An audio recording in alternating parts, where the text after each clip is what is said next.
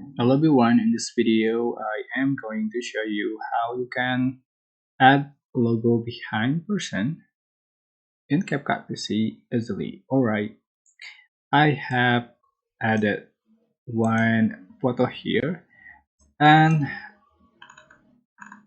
I want to add the Instagram logo. So make it as an overlay, put on top image. Alright, like so. And I'm just going to export. So click export.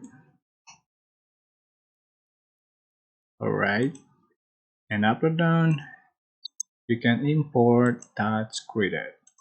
Select import and looking for the created.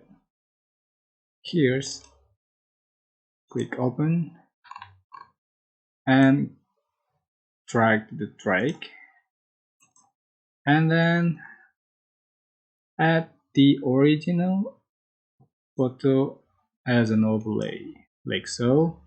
And you can remove the background, so just go to cutout, select auto cutout.